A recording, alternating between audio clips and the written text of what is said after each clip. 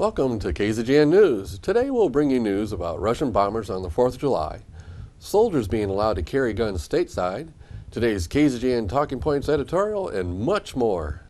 From the Rademacher Hills to Bee Mountain and the mighty Sierras, Ridgecrest to Inyokern and China Lake, this is your news for the Indian Wells Valley with the KZGN News crew. Hello, I'm Tom Whitnick. Thanks for joining us for the news affecting Ridgecrest in the Indian Wells Valley. In news from the Ridgecrest Police Department, we get this report. Last Sunday, Sergeant Dampierre and Reserve Officer Dorrell attempted to conduct a traffic stop of a white Dodge pickup during a DUI saturation patrol. The driver, a female juvenile, failed to yield and a pursuit ensued. The juvenile driver fled from pursuing officers, crossed construction barriers, and obliterated several construction cones and barricades. During the pursuit, the suspect crossed into oncoming traffic and was operating the vehicle in a reckless manner. The pursuit concluded when the female juvenile driver crashed the Dodge into a light pole near the Bud Air Toyota of Ridgecrest dealership. The driver and her female juvenile passenger both fled from the vehicle on foot when it came to rest, but were apprehended in the dealership lot. The vehicle had been stolen by the two juveniles while they were prowling in a residential area and found the Dodge keys inside of an unlocked vehicle. The suspects arrested were two female juveniles, a 14-year-old and a 15-year-old, all from Bakersfield. They have been charged with 2 charges of vehicle theft, hit and run, and obstructing a peace officer. In more news from the Ridgecrest Police Department, they have posted this video of a couple guys they are trying to find. No specifics have been released as to why they are looking for them, just that they are asking for anyone's help in identifying them. If you have any information that would help the police department, please call them at 760-499-5100. You can be anonymous if you want to be. In news from Sacramento, Assemblywoman Shannon Grove and 6 other members of the California Assembly are calling on California Attorney General Kamala Harris to investigate Planned Parenthood for allegedly trafficking aborted baby organs for profit.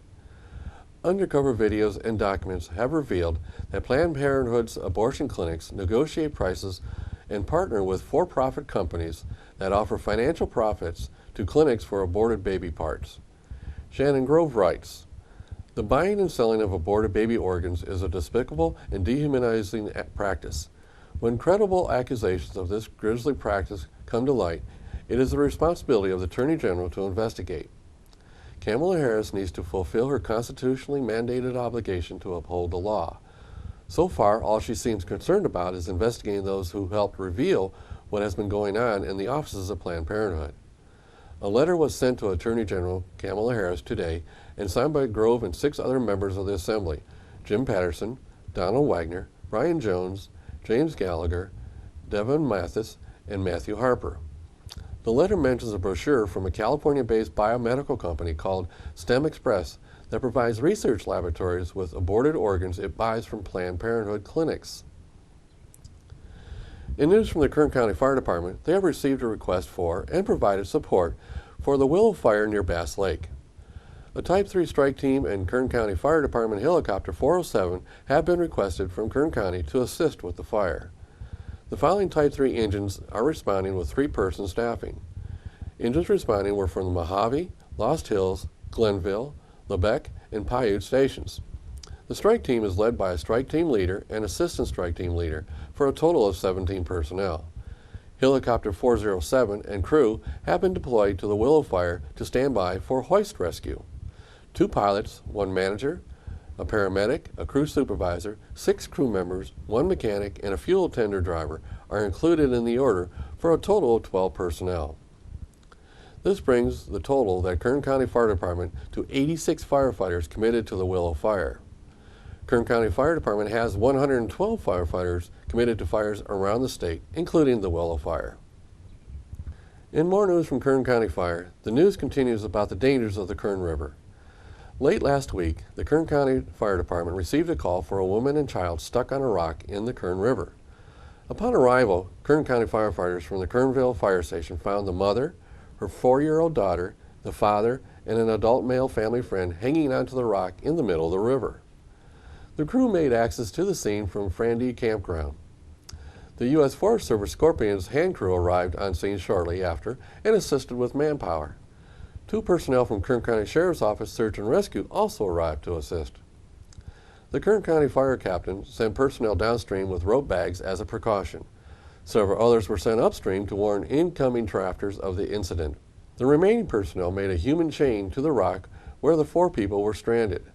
The 4-year-old girl was already wearing a life vest, and she was removed first and put in the care of Liberty Ambulance crew. A life vest was then put on the girl's mother. The mother was safely removed with the remaining 2 men to follow. The rescue was completed in 13 minutes. All 4 were left in the care of Liberty Ambulance crew, with no apparent injuries, just fatigue. Remember, the Kern River is challenging. In news from NORAD, I don't know if you heard this story yet, but did you know the Russians did a couple interesting things last July 4th? The FAA has released some very interesting air-to-air communications that occurred on July 4th. Midday, the Air Force received a scramble order as some Russian long-range bombers were approaching the California border. At the same time, Russian bombers were approaching the Alaskan coast as well. These Russian bombers are the ones used for long-range nuclear bomb delivery. Well, the American jets met the Russians 34 miles off the central California coast. Again, 34 miles off our coast. A communication was made between the American Air Force jets scrambled to meet the Russian bombers. When radio contact was made, the Russians said, "Hello, Americans, just wishing you a happy Independence Day." And if you find it odd for the country that is doing everything they can to expand their influence in Europe and have no fear of the U.S., that they would send long-range nuclear-capable bombers right next to our airspace, and they make this contact with our pilots?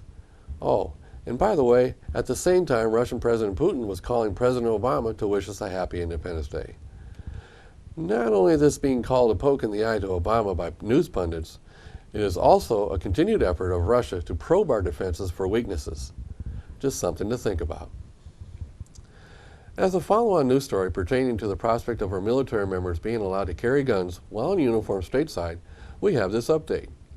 As of last information, the commanders of these state National Guard forces have issued permission for soldiers in uniform on duty to carry firearms. The 14 states now allowing it include Arizona, Texas, Oklahoma, Arkansas, Louisiana, Mississippi, Alabama, Florida, North Carolina, Kentucky, Indiana, Ohio, Wisconsin, and get this, California. And in instances where civilians are now standing guard for recruiting centers across the U.S., we have reports that civilians are standing armed guards at centers in Washington, Colorado, Arizona, Texas, Wisconsin, Michigan, Ohio, Tennessee, and Georgia. As expected, there are some local police departments getting nervous having civilians standing guard at recruiting centers. They are asking to let their departments do local enforcement. However, no civilians have yet been turned away. We sure are living in changing times.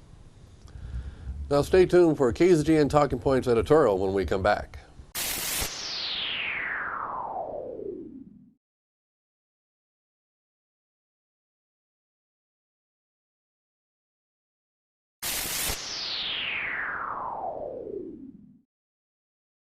Welcome back. Now it's time for the 63rd KZGN News Talking Points editorial. Here's today's topic. What's all the fuss over Trump? But first, some comments about the last editorial titled, Should Our Military Be Allowed to Carry Guns in the U.S.?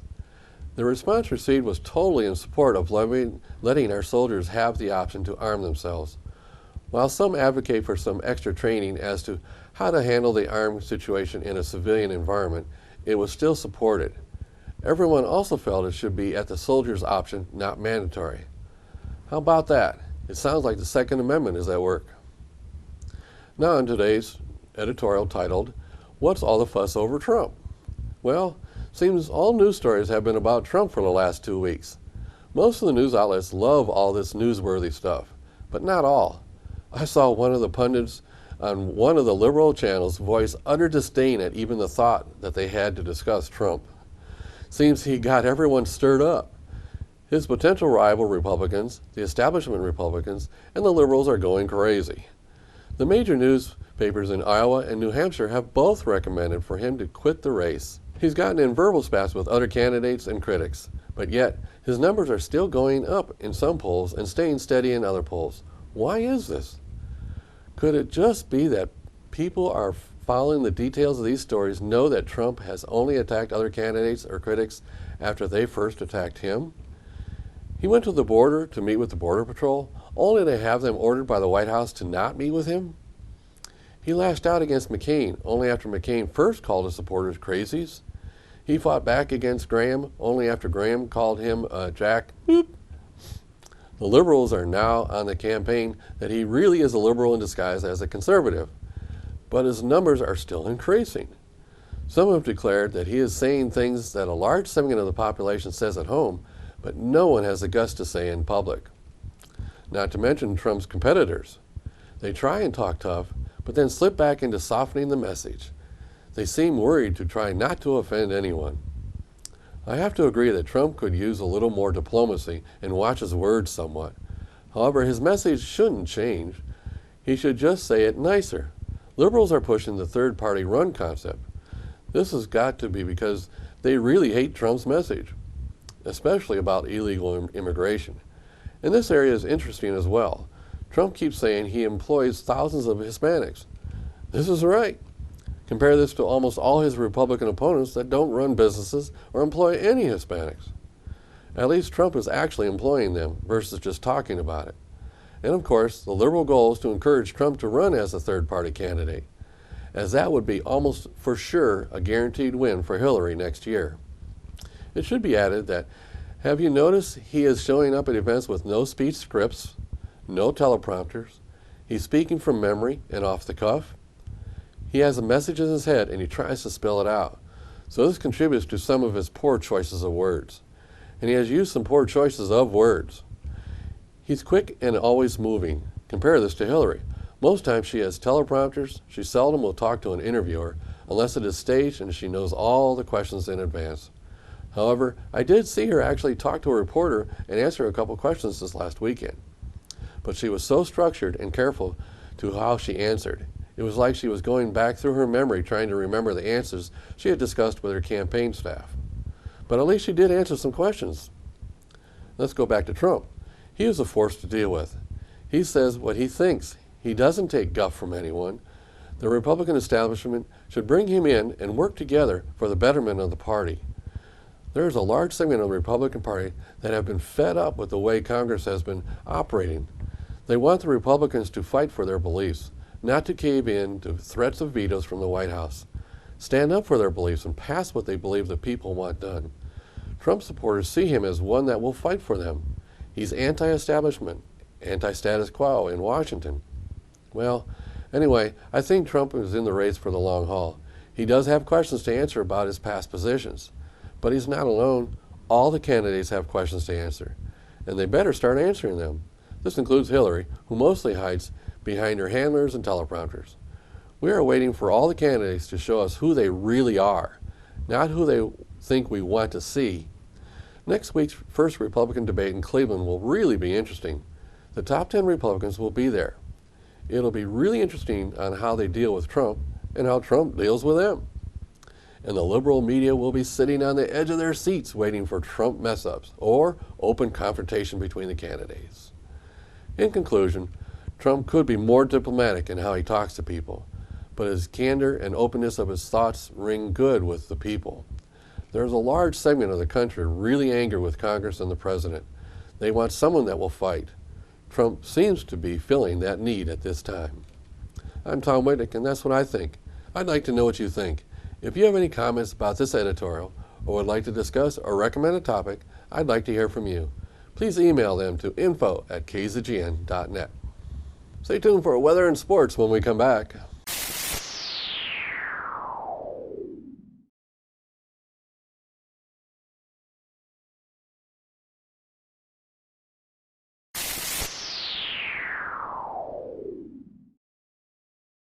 Thanks for staying with us. Let's go to Keith for the weather. Thank you, Tom. From the National Weather Service, there is a slight risk of severe thunderstorms across parts of the Midwest, from southeastern New England and extreme northeastern Kansas across northern Missouri and much of Iowa, and into extreme portions of northeastern Minnesota and southwestern Wisconsin.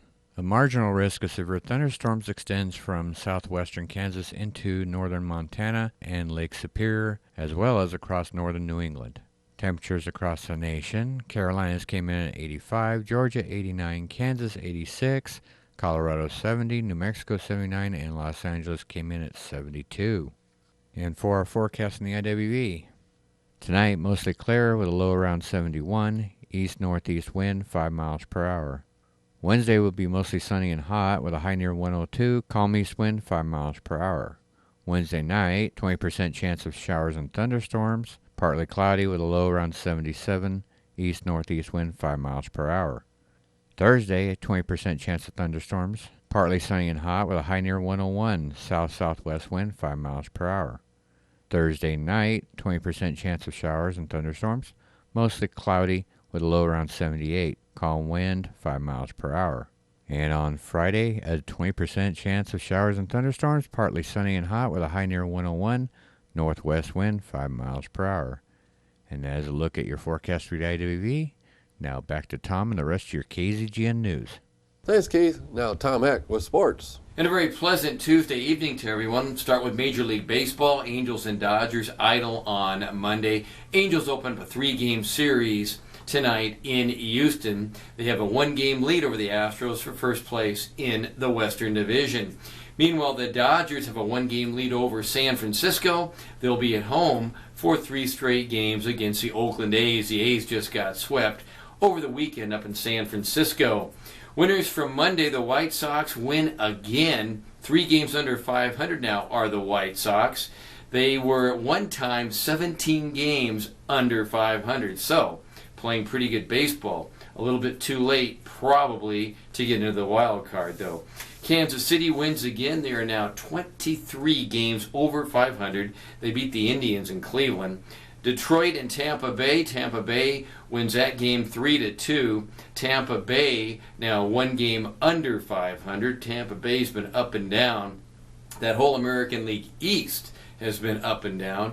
And as we start play tonight, only 6 teams in the entire American League have a record of over 500. Okay, Kansas City, as we mentioned, the Royals put up 9 runs in their win. Atlanta beats Baltimore. Atlanta now has a 3 out of 4 game win streak, I should say. And the trading deadline is coming up Friday. Now, a lot of teams out there are rumored to take different players. The Angels, though, picked up Shane Victorino. They give up Josh Rutledge, who was playing in the minors this season down at Salt Lake City. Victorino is an outfielder, and the Angels looking to pick up another outfielder out there. And Victorino, a left-handed hitter, very good pull hitter, and I think he could help the Angels if the Angels really need any help. Angels 12 games over 500 as they start play tonight. Now, the Mets, they get Oakland closer Tyler Clippard. Clippard has been the number 1 guy in that shaky bullpen for Oakland. I mean, it's been really shaky for Bob Melvin and crew. But the Mets over the weekend picked up Juan Uribe and Kelly Johnson from Atlanta. Now, Uribe comes in his first game with the Mets since the trade, base hit single to win the game against the Dodgers. So GM Sandy Alderson really putting the pedal to the metal, so to say. He wants to win right now. He wants to try to get that East. Mets down 3 games behind Washington for the leadership there. All right, let's take a look at college football. The Colorado State Rams had a big barbecue on Friday night, and their head coach, Mike Bobo, likes to get involved with the players. Well, Bobo had ice cream for all the people that were at the barbecue. That includes all the staff that are assisting ball boys, ball girls, towel people, water people, and all the players. So Bobo went out and got the ice cream truck that they rented, and Bobo himself pulled up with the music blaring and opened up the window and served his players. I think that was pretty cool. All right, how about a bizarre story? This is one in a million years that probably occurred. Delmarva, they are called the Shorebirds. They are a minor league single A team, the Orioles affiliate, and they played the Augusta Green Jackets. Augusta and Delmarva both located in Georgia. Now, Augusta is a Giants A team. Well, the Delmarva Shorebirds were down 4-3 going into the ninth inning against Augusta the other night when their cleanup hitter, Alaya Leyva, came up and hit a 2-run home run. Well, everybody thinks good, right? Wrong. The first run scored to tie the game, but Delmarva, in his celebration, didn't touch home plate. Skipped right over it. Umpires saw it. The other team appealed, and what have you, no home run. Ended up being 4-4, and of course, what would happen? The other team ends up winning, they being the Augusta Green Jackets. They interviewed the Augusta manager. He said, I've been in baseball for 40 years, never seen such a thing.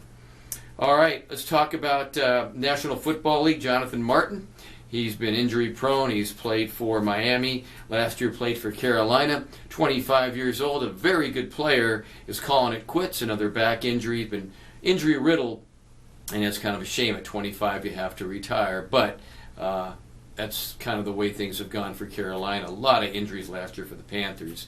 That's your sports for this Tuesday. I'm Tom Heck for KZGN. So that's the news for today. All of us at KZGN-TV know you have a choice in what you watch for your news. We all thank you for choosing KZGN-TV, Ridgecrest's only locally owned community TV station. Coming up next, Ridgecrest Talk. And watch this video of rush hour in Dhaka, Bangladesh. It is amazing.